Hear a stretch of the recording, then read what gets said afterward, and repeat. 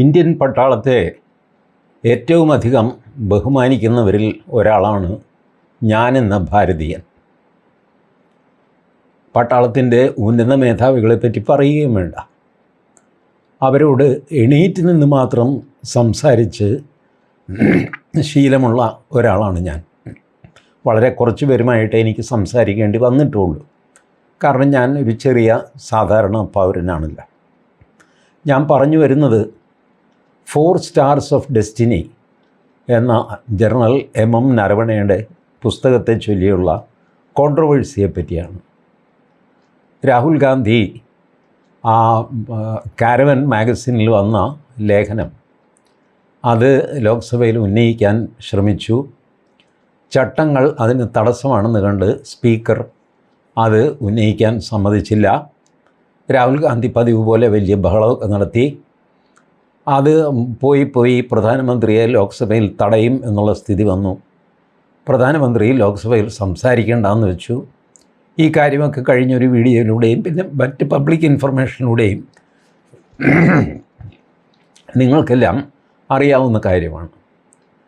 ഞാനിപ്പോൾ പറയുന്നത് ഇന്ന് സംഭവിച്ച ഒരു കാര്യം. ഇന്നലെ ആണ് ഡൽഹി പോലീസ് ഇക്കാര്യത്തിൽ ഒരു FIR ഇട്ടു. FIRൽ ആരുടെയും പേരില്ല. FIRൽ ഏതൊക്കെ വകുപ്പുകളാണ് എന്നുള്ളത് ഇതുവരെ പുറത്തു വന്നിട്ടില്ല, എൻ്റെ അറിവിൽ വന്നിട്ടില്ല. അവിടെ ഇവിടെയൊക്കെ പല വകുപ്പുകളൊക്കെ എഴുതി കാണുന്നത് എത്ര കണ്ട് വിശ്വസിക്കാം എന്നെനിക്ക് അറിഞ്ഞും കൂടാ. ഏതായാലും ഉറപ്പായിട്ടും ആ വാർത്തകളിൽ വന്നത് ഈ ബുക്ക് PDF ആയിട്ട് പ്രചരിപ്പിക്കപ്പെട്ടു. അതാര് ചെയ്തു? ഈ ബുക്ക് പ്രിൻ്റ് ചെയ്തെങ്കിൽ തന്നെ ആർക്ക് കൊടുത്തു?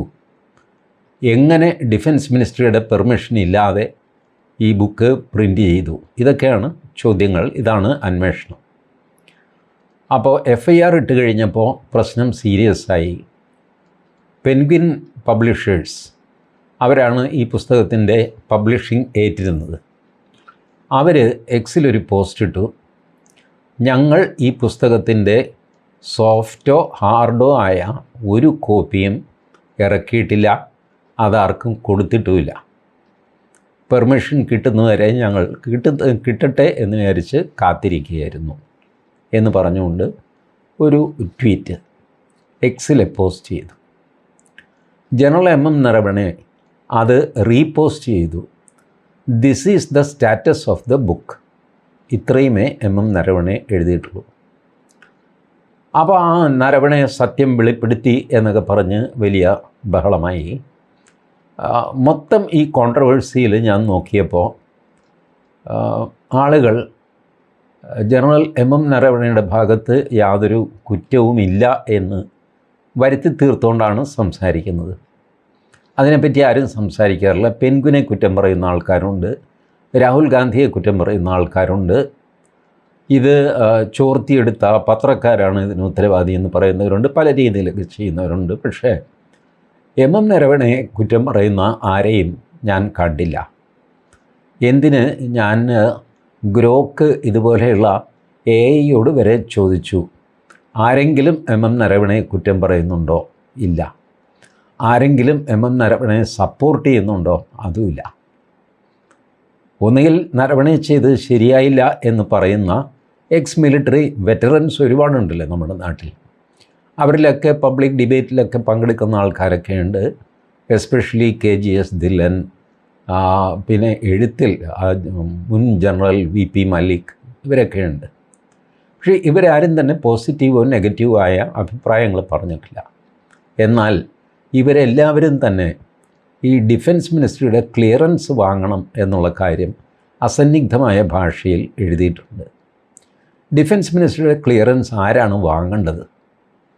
വാസ്തവത്തിൽ ഞാൻ ആ നിയമങ്ങളൊക്കെ ഒന്ന് എടുത്തു നോക്കി.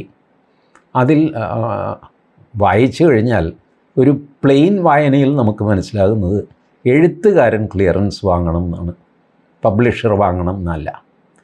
പബ്ലിഷർ വാങ്ങണമെന്ന് വേണമെങ്കിൽ വ്യാഖ്യാനിച്ച് നമുക്ക് ഉണ്ടാക്കാം എന്നേ ഉള്ളൂ. ബട്ട് പ്ലെയിൻ റീഡിങ് എന്ന് പറയുമല്ലോ, ഒരു ഡോക്യുമെൻറ്റിൻ്റെ പ്ലെയിൻ റീഡിങ്ങിൽ നമുക്ക് കിട്ടുന്നത് എഴുത്തുകാരൻ വാങ്ങണമെന്നാണ്. എന്നാൽ റിട്ടയർഡ് ചെയ്ത പട്ടാളക്കാർ അവരെപ്പറ്റി പ്രത്യേകമായി പരാമർശിക്കുന്ന ഒരു സെക്ഷൻ എനിക്ക് കാണാൻ പറ്റിയില്ല. ഞാൻ കാണാത്തത് ഈ ആർമി ലോയിൽ എനിക്ക് വൈദഗ്ധ്യം കുറവായതുകൊണ്ടായിരിക്കാം. അതുകൊണ്ട് ഞാൻ കണ്ടില്ല എന്ന് വിചാരിച്ചിട്ട് അത് ഇല്ല എന്നൊന്നും ഞാൻ തീരുമാനിക്കുകയില്ല. ഉള്ളവരാരെങ്കിലും ഉണ്ടെങ്കിൽ അതറിയാവുന്നവരുണ്ടെങ്കിൽ ഈ വീഡിയോയുടെ കമൻറ്റിന് താഴെ ഇടാവുന്നതാണ്. ഞാനത് തീർച്ചയായിട്ടും വായിച്ചോളാം. പക്ഷേ എൻ്റെ പ്രശ്നം അതല്ല. ഈ എത്രയോ ജനറൽമാർ, മേജർമാർ ഇവരൊക്കെ റിട്ടയർ ആയിക്കഴിഞ്ഞ് എത്രയോ പുസ്തകങ്ങൾ എഴുതിയിട്ടുണ്ട്. അത് പലരും കോൺട്രവേഴ്സി ആക്കാൻ ശ്രമിച്ചെങ്കിൽ പോലും അതിനകത്ത് കാര്യമായിട്ടൊന്നും ആരും വിജയിച്ചിട്ടില്ല. ജനറൽ MM നരവണയുടെ പുസ്തകം ഇത് മാത്രം രാഹുൽ ഗാന്ധിയുടെ കയ്യിൽപ്പെടുകയും രാഹുൽ ഗാന്ധി അത് സർക്കാരിനെ എംബറാസ് ചെയ്യാനുള്ള ഒരു ടൂളായിട്ട് ഉപയോഗിക്കുകയും ചെയ്തു. സർക്കാർ എംബറാസ്ഡ് ആയോ ഇല്ലയോ എന്നുള്ളത് വേറെ കാര്യം, ബട്ട് എംബ്രാസ് ചെയ്യാൻ ശ്രമിച്ചു എന്നുള്ളത് സത്യം. ഇതിൽ സന്തോഷിക്കുന്ന ഒരു രാജ്യം ഏതായിരിക്കും? ചൈനയായിരിക്കും തീർച്ചയായിട്ടും. ചൈനയാണല്ലോ ഇതിനകത്തെ വിഷയം. ചൈന 4 ടാങ്കും കുറച്ച് പട്ടാളക്കാരുമായിട്ട് കയറി വന്നു. അതിൽ ഇന്ത്യൻ പട്ടാളത്തിന് അതിലൊരു തീരുമാനമെടുക്കാൻ കാലതാമസമുണ്ടായി. ആ കാലതാമസത്തിന് ഉത്തരവാദി പ്രധാനമന്ത്രിയാണ്. അത്ര കാഷ്വലായിട്ടാണ് പ്രധാനമന്ത്രി ഇത്തരം ഇഷ്യൂസ് എടുക്കുന്നത്. അതുകൊണ്ട് പ്രധാനമന്ത്രി ഈ ചെണ്ട കൊട്ടി അറിയിക്കുന്ന പോലെ വലിയ രാജ്യസ്നേഹിയൊന്നും അല്ല. ഇതാണ് രാഹുൽ ഗാന്ധിയുടെ പ്ലെയിൻ പോയിൻ്റ്. ഇതാണ്. ബാക്കിയൊക്കെ അതിൻ്റെ ആറ്റവും മൂലയും ഡെക്കറേഷനും ഒക്കെയാണ്. പ്ലെയിൻ പോയിൻ്റ് ഇതാണ്. മിസ്റ്റർ മോദി, നിങ്ങൾ അവകാശപ്പെടുന്ന പോലെ നിങ്ങൾ വലിയ രാജ്യസ്നേഹിയൊന്നും അല്ല. നിങ്ങൾ സമയത്തും കാലത്തും തീരുമാനം എടുക്കാറില്ല. പ്രത്യേകിച്ച് നിങ്ങൾക്ക് ചൈനയെ ഭയമാണ്. ഇതൊക്കെ കേൾക്കുമ്പോൾ ചൈനയ്ക്കുണ്ടാകുന്ന സന്തോഷം ആലോചിച്ച് നോക്കും. ഒരു ഭാരതീയ പൗരൻ എന്നുള്ള നിലയ്ക്ക് ഏകദേശം അത്രയും തന്നെ ദുഃഖം എനിക്കും ഉണ്ടാകും. ഇതിനെല്ലാം കാരണം ഈ പുസ്തകമാണ്. ശരി, അത് അങ്ങനെ സംഭവിച്ചു. ലോക്സഭയിൽ ബഹളമായി. ലോക്സഭ നിർത്തിവെച്ചു. ഇപ്പോൾ ലോക്സഭാ സ്പീക്കർക്കെതിരെ അവിശ്വാസ പ്രമേയം വരെ കൊണ്ടുവന്നിരിക്കുകയാണ്.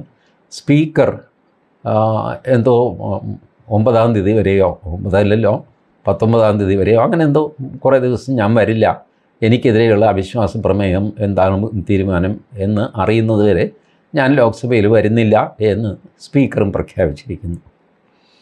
ഇതിനിടയ്ക്ക് പുറത്ത് 2 ദിവസമായി രാഹുൽ ഗാന്ധി ഈ പുസ്തകത്തിൻ്റെ പ്രിൻ്റഡ് കോപ്പി പ്രദർശിപ്പിക്കുന്നു. പത്രക്കാരുടെ മുമ്പിൽ കാണിക്കുന്നതാ ബുക്ക്. അതിൻ്റെ പേജുകൾ, ആദ്യത്തെ കുറച്ച് പേജുകൾ കാണിക്കുന്നു, മുഴുവൻ ബുക്ക് കാണിക്കുന്നില്ല. ബാക്കി പേജസ് ബ്ലാങ്ക് ആണോ എന്ന് നമുക്ക് അറിയില്ല. ഞാനിത് ഇത്ര സൂക്ഷ്മമായിട്ട് പറയാൻ കാര്യം എന്താണെന്ന്, ചില TV ചാനലിലൊക്കെ ചില ബ്ലാങ്ക് പേജസ് കണ്ടു, അവർ അതിൽ സൂം ചെയ്തു. അപ്പോൾ ഈ PDF സോഷ്യൽ മീഡിയയിൽ സർക്കുലേറ്റ് ചെയ്യുന്നുണ്ടല്ലോ. ഒരു PDF കിട്ടിക്കഴിഞ്ഞാൽ അത് ബുക്കാക്കാൻ ഇപ്പോൾ മണിക്കൂറുകൾ മതി. 7 8 10 കോപ്പി എടുക്കാനായിട്ട് വലിയ കാലതാമസമൊന്നുമില്ല, പെട്ടെന്ന് തന്നെ കിട്ടും. അങ്ങനെ രാഹുൽ ഗാന്ധി പ്രിൻ്റ് ചെയ്തെടുത്ത പുസ്തകമാണോ ഇത്? ഇതിൻ്റെ പടമൊക്കെ വന്നിരുന്നു. ആ പടം വെച്ചിട്ട് തന്നെ ലേഔട്ട് തയ്യാറാക്കി. ലേഔട്ടിലാണ് ഇത് PDF ആയിട്ട് പ്രചരിക്കുന്നത്. അപ്പോൾ അത് കയറ്റി ഒരു പുസ്തകം അടിക്കാം. ഒന്നുകിൽ ഭാഗികമായിട്ട് അടിക്കാം, കുറച്ച് പേജെങ്കിലും അടിക്കാം, ബാക്കി പേജുകൾ ബ്ലാങ്കായി വിടാം. ഈ എഴുത്തുള്ള പേജുകൾ മാത്രം ക്യാമറയ്ക്ക് മുന്നിൽ കാണിച്ചിട്ട് രാഹുൽ ഗാന്ധിക്ക് താൻ ജയിച്ചു എന്ന് ആഘോഷിക്കാം. ഇത് ഒരു പോസിബിലിറ്റി. നമ്പർ 2, പെൻഗ്വിൻ ഈ പുസ്തകം അച്ചടിച്ചു. ഇപ്പോൾ പെൻഗ്വിൻ പറയുന്നത് നുണയാണ്. അവരിത് അച്ചടിച്ചു. ഈ പുസ്തകം അപ്രൂവലിന് കൊടുത്തത് പെൻഗ്വിനാണ്. സാധാരണ പെൻഗ്വിൻ പോലെ ഒരു പ്രസാധകൻ പുസ്തകം കൊടുത്തു കഴിഞ്ഞാൽ ഡിഫൻസ് മിനിസ്ട്രിയിൽ നിന്ന് 1-2 ആഴ്ചയ്ക്കുള്ളിൽ പെർമിഷൻ കിട്ടും.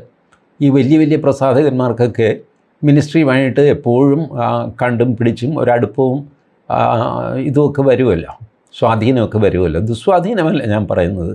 സാർ അത് പെട്ടെന്ന് കിട്ടണം, ഞങ്ങൾക്ക് അടുത്ത ആഴ്ച റിലീസ് ചെയ്യണം, നോക്കാം, ഞാൻ ഇന്ന് രാത്രി തന്നെ നോക്കിയിട്ട് ഞാൻ തരാം എന്നൊക്കെ പറയുന്ന രീതിയിലുള്ള ഒരടുപ്പം.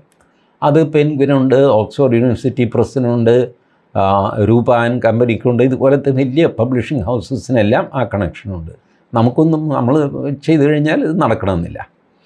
അപ്പോൾ ആ രീതിക്ക് അവർ അപ്രൂവലിന് കൊടുത്തിട്ട് അവർ വിചാരിച്ചു ഏറി വന്നാൽ 2 ആഴ്ച, അതുകൊണ്ട് അച്ചടിച്ച് റെഡിയാക്കാൻ നമുക്ക് ബുക്ക് അച്ചടിയിൽ വരട്ടെ.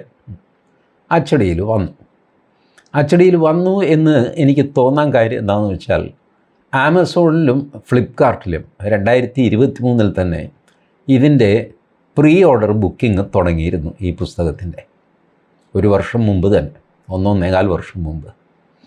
ഈ പ്രീ ഓർഡർ, പ്രത്യേകിച്ച് ആമസോൺ പ്രീ ഓർഡർ അനൗൺസ്മെൻറ്റ് നടത്തണമെങ്കിൽ അവരുടെ കയ്യിൽ ഒരു 10-200 പ്രിൻ്റഡ് കോപ്പിയെങ്കിലും വരണം. എന്നിട്ടേ അവർ പ്രീ ഓർഡറിൻ്റെ ലിങ്ക് ഇടുകയുള്ളൂ. നരവണെ 2023 തന്നെ ആമസോണിൻ്റെ പ്രീ ഓർഡർ ലിങ്കും വെച്ചിട്ട് എൻ്റെ പുസ്തകം പബ്ലിഷ് ചെയ്തിരിക്കുന്നു, അതിൻ്റെ ഈ ലിങ്കിൽ ക്ലിക്ക് ചെയ്ത് നിങ്ങൾക്ക് വാങ്ങാവുന്നതാണ്. പബ്ലിഷ് ചെയ്തിരിക്കുന്നു എന്ന് പറഞ്ഞോ എന്നെനിക്ക് ഓർമ്മയില്ല. ഏതായാലും എൻ്റെ പുസ്തകം അവൈലബിളാണ്, അതിൻ്റെ ലിങ്ക് താഴെ കൊടുത്തിരിക്കുന്നു എന്ന് നരവണെ എക്സിൽ എഴുതിയിരുന്നു. അത് ഫ്ലിപ്കാർട്ടിലും പ്രീ ഓർഡർ ബുക്ക് ചെയ്യാമായിരുന്നു, ആമസോണിലും ബുക്ക് ചെയ്യാമായിരുന്നു. ആമസോൺ പ്രീ ഓർഡർ ലിങ്ക് കൊടുത്ത സ്ഥിതിക്ക് ആമസോണിൻ്റെ കയ്യിൽ കുറഞ്ഞതൊരു 200 കോപ്പി എത്തിയിരിക്കണം. ഇപ്പോൾ രാഹുൽ ഗാന്ധി വാദിക്കുന്നത് ഇത് ആമസോൺ EU എന്ന്, യൂറോപ്പിൽ ആണ് ഇത് റിലീസായത്, ഇന്ത്യനല്ല എന്ന് വാദിക്കുന്നു. ഇന്ത്യയിൽ എഴുതപ്പെട്ട ഒരു പുസ്തകം ഇന്ത്യയിൽ അച്ചടിച്ച് യൂറോപ്പിൽ കൊണ്ടുപോയിട്ട് അവിടുത്തെ ആമസോണിൽ റിലീസ് ചെയ്യുമ്പോഴാണ് ഈ EU എന്നുള്ള ലിങ്ക് വരുന്നത്. അപ്പോൾ അതിനർത്ഥം ഇന്ത്യയിൽ പുസ്തകം അച്ചടിച്ചു എന്ന് തന്നെയാണ്. അച്ചടിച്ചെങ്കിൽ അപ്പോൾ പെൻഗ്വിൻ ബുക്സ് നുണ പറഞ്ഞു എന്നായി. ഇനി അച്ചടിച്ചുവെങ്കിൽ അതിൻ്റെ 3 കോപ്പി, ഒന്ന് അച്ചടിക്കുന്നതിന് മുമ്പുള്ള PDF, പിന്നെ ഒരു ഡമ്മി കോപ്പി. ആ ഡമ്മി കോപ്പിയിൽ പല സ്ഥലത്തും പടങ്ങളുണ്ടെങ്കിൽ ആ പടങ്ങളുണ്ടാവില്ല, ബുക്കിൻ്റെ ഏകദേശ രൂപം ഇങ്ങനെ ഇരിക്കും എന്ന് പറഞ്ഞിട്ട് ഒരു കോപ്പി എഴുത്തുകാരന് കൊടുക്കും. പിന്നെ ഒരു ഫൈനൽ കോപ്പി കൊടുക്കും. ഫൈനൽ എല്ലാം തീർന്ന് ഫിനിഷ്ഡ്. പക്ഷേ മാർക്കറ്റിൽ വരുന്ന പുസ്തകം ചിലപ്പോൾ ഈ ഫൈനൽ കോപ്പിയിൽ നിന്ന് കുറച്ച് വ്യത്യസ്തമായിരിക്കുകയും ചെയ്യും. ഇതെല്ലാം ഈ പബ്ലിഷറും എഴുത്തുകാരനും തമ്മിൽ സംസാരിച്ച് കരാറാക്കുന്നതാണ്. ഇങ്ങനെയൊക്കെ ആയിരിക്കും, ഇന്ന വ്യത്യാസങ്ങൾ വരും, ചിലപ്പോൾ വന്നില്ലെന്ന് വരും, ഇങ്ങനെയൊക്കെ പറഞ്ഞാണ് ഇത് ഏർപ്പാടാക്കുന്നത്. അപ്പോൾ നരവനയുടെ കയ്യിലും ഈ പുസ്തകത്തിൻ്റെ കോപ്പി എത്തിയിട്ടുണ്ട്. പെൻഗ്വിൻ ബുക്സ് അവരുടെ തിരക്ക് പ്രമാണിച്ച് അവർ അച്ചടിച്ചിട്ടുണ്ടെങ്കിൽ ഉറപ്പായിട്ടും നരവണയ്ക്ക് അവർ പുസ്തകം കൊടുത്തിട്ടുണ്ട്. ഇപ്പം നരവണയുടെ ഭാഗത്തു നിന്നാണ് ലീക്കായതെങ്കിലോ അത് ഒരു വിദൂരമായ പോസിബിലിറ്റിയാണ്. നമ്മുടെ തന്നെ ഒരു റിട്ടയേർഡ് പട്ടാള മേധാവിയെ നമ്മൾ സംശയിച്ചുകൂടാത്തതാണ്. പക്ഷേ സാഹചര്യം അങ്ങനത്തെയാണ്. ഈ കോൺട്രവേഴ്സി തുടങ്ങിയിട്ട് 10 ദിവസമായി. 6 ദിവസത്തെ ലോക്സഭ നഷ്ടപ്പെട്ടു, യോഗം അലങ്കോലപ്പെട്ടു. 6 ദിവസം ഈ കോൺട്രവേഴ്സി രാവും പകലുമില്ലാതെ വലിയ ബഹളമുണ്ടാക്കി. താൻ എഴുതിയൊരു പുസ്തകത്തെ ചൊല്ലി ഇത്ര വലിയ ബഹളം നടക്കുമ്പോൾ നരവന് പബ്ലിക്കിലൊന്നും വരണ്ടേ? ഇന്നതാണ് അതിൻ്റെ സ്റ്റാറ്റസ്, അത് അച്ചടിച്ചിട്ടില്ല, രാഹുൽ ഗാന്ധി പറയുന്നതൊന്നും അതിനകത്തില്ല, അല്ലെങ്കിൽ ഉണ്ട്, ഇത് പറയണ്ടേ? Sir, you should have told that, आपको ये बोलना चाहिए था, आपने नहीं बोला, क्यों नहीं बोला आपने? ഇപ്പോഴും അദ്ദേഹം മൗനം പാലിക്കുന്നു. ഇപ്പോഴും അദ്ദേഹം സ്റ്റാറ്റസ് ഓഫ് ദ ബുക്ക് എന്ന് പറഞ്ഞ് റീപോസ്റ്റ് ചെയ്തിരിക്കുകയാണ് പെൻഗ്വിൻ്റെ. ആ റീപോസ്റ്റ് ചെയ്യുന്ന അത്ര നിസ്സാരമാണ് ഈ കാര്യം എന്ന് ഇപ്പോഴും ജനറൽ MM നരവണെ വിചാരിക്കുന്നു എന്നുള്ളിടത്താണ് എനിക്ക് അദ്ദേഹത്തോട് പരാതിയുള്ളത്. ഇങ്ങനെയല്ല ഒരു റിട്ടയർഡ് ഈ പട്ടാള മേധാവി പെരുമാറേണ്ടത് എന്ന് ഞാൻ കരുതുന്നു. കുറെ കൂടെ ഉത്തരവാദിത്തം അദ്ദേഹം കാണിക്കേണ്ടിയിരുന്നു. അതല്ലെങ്കിൽ ബോൾഡായിട്ട് അദ്ദേഹം പറയാം, ഓക്കെ ജോ ഹോ ഗയാ, ഞാനത് പബ്ലിഷ് ചെയ്തു, ഞാൻ സർക്കുലേറ്റ് ചെയ്തു, സോ വാട്ട്. അങ്ങനെ പറഞ്ഞു കഴിഞ്ഞാലുള്ള കുഴപ്പം. ഇപ്പോൾ ഈ ഒഫീഷ്യൽ സീക്രട്ട് ആക്ട് 1923 വെച്ചിട്ട് ജനറൽ എം നരവണയെ അറസ്റ്റ് ചെയ്യാൻ പറ്റും, രാഹുൽ ഗാന്ധിയെ അറസ്റ്റ് ചെയ്യാൻ പറ്റും, പെൻഗ്വിൻ പബ്ലിഷേഴ്സിനെ അറസ്റ്റ് ചെയ്യാൻ പറ്റും. അപ്പോൾ പെൻഗ്വിൻ പബ്ലിഷേഴ്സിനെ മാത്രം കുറ്റപ്പെടുത്തി ജനറൽ എം നരവണയെയും രാഹുൽ ഗാന്ധിയെയും നിഷ്കളങ്കരാണ് എന്ന് വിധിക്കുന്നത് ഒരു ശരിയായ വിധിയായിരിക്കില്ല. പെൻഗ്വിൻ പബ്ലിഷേഴ്സിനെയും രാഹുൽ ഗാന്ധിയെയും മാത്രം കുറ്റപ്പെടുത്തിക്കൊണ്ട് ജനറൽ എം നരവണയെ അദ്ദേഹം ഒരു പട്ടാള മേധാവി അല്ലേ എന്നുള്ള മട്ടിൽ നമ്മൾ സംരക്ഷിക്കുന്നതും നീതിയായിരിക്കില്ല. ഈ FIRൽ ഈ 2 പേരും ഒരു കമ്പനിയും 3 പേര് വരണം എന്ന് ഞാൻ കരുതുന്നു. രാഹുൽ ഗാന്ധി നമ്പർ 1 എന്ന് പറഞ്ഞാൽ ആദ്യത്തെ കുറ്റം ചെയ്തു എന്നുള്ള അർത്ഥത്തിലല്ല, ഒരു സീരിയൽ നമ്പർ പറയുന്നു. നമ്പർ 1. നമ്പർ 2 ഈ publisher Penguin Books. Number 3 I'm sorry general M Naravane. നരവണയുടെ പുറത്തും ഒരു സംശയത്തിൻ്റെ നിഴൽ ഉണ്ട് ഈ കാര്യത്തിൽ. കാരണം ഒന്നുകിൽ പെൻഗ്വിൻ ബുക്സിൽ നിന്ന് അല്ലെങ്കിൽ നരവണയുടെ കയ്യിൽ നിന്ന് അങ്ങനെയാണ് ഇത് ലീക്കായിരിക്കുന്നത്. പിന്നെ പെൻഗ്വിൻ ബുക്സ് ഈ മെയിൻ പബ്ലിഷേഴ്സൊക്കെ തന്നെ അവർ ബുക്ക് അച്ചടിച്ച് കഴിഞ്ഞാൽ അത് വിൽപ്പനയ്ക്കൊക്കെ പോകുന്നതിന് മുമ്പ് തന്നെ കുറേ അധികം വെറ്ററൻസിൻ്റെ കയ്യിൽ ഇത് എത്തിക്കും. അവരുടെ അഭിപ്രായം വാങ്ങും. ആ അഭിപ്രായം ബാക്ക് കവറിൽ അച്ചടിക്കും. ജനറൽ എം നരവണയുടെ പുസ്തകത്തിൻ്റെ ബാക്ക് കവറിലും ജനറൽ VP മല്ലിക്കിൻ്റെയൊക്കെ അഭിപ്രായം കിടപ്പുണ്ട്. അതിനർത്ഥം ഇതിൻ്റെ മാനുസ്ക്രിപ്റ്റ് അവർ വായിച്ചിരുന്നു എന്നുള്ളതാണ്. വായിച്ച് അവർ അഭിപ്രായം പറഞ്ഞിരുന്നു. അപ്പോൾ അങ്ങനെ ജനറൽ എം നരവണയെ രഹസ്യമായിട്ട് എഴുതി തയ്യാറാക്കിയ പുസ്തകമൊന്നുമല്ല. അദ്ദേഹത്തിൻ്റെ കൊളീഗ്സിനോട് ഏകദേശം അതേ റാങ്കിലുള്ളവരോട്, അതിൻ്റെ മുകളിൽ റാങ്കിലുള്ളവരോട്, അവരോട് ഇവരോടൊക്കെ സംസാരിച്ചിട്ടൊക്കെയാണ് അദ്ദേഹം പുസ്തകം തയ്യാറാക്കിയിരിക്കുന്നത്. ബേസിക്കലി ഈ പുസ്തകത്തിന് ഒരു അപ്രൂവൽ വേണം എന്നുള്ള കാര്യം സുവ്യക്തമാണ്. 2021 ഇറങ്ങിയ പെൻഷൻ റൂളിൽ പോലും ഇങ്ങനെ പുസ്തകം എഴുതുകയാണെങ്കിൽ അതിനകത്ത് സെൻസിറ്റീവ് ഇൻഫർമേഷൻ സർക്കാർ അറിയാതെ വെളിപ്പെടുത്തുകയാണെങ്കിൽ പെൻഷൻ വരെ വിത്ത്ഹോൾഡ് ചെയ്യാൻ പറ്റും എന്ന് അമെൻമെൻറ്റ് നടത്തിയിട്ടുണ്ട് 2021 പെൻഷൻ റൂളിൽ. അപ്പോൾ ജനറൽ നരവണയുടെ പെൻഷൻ തടയാൻ പറ്റുമോ ഇത് വെച്ച്?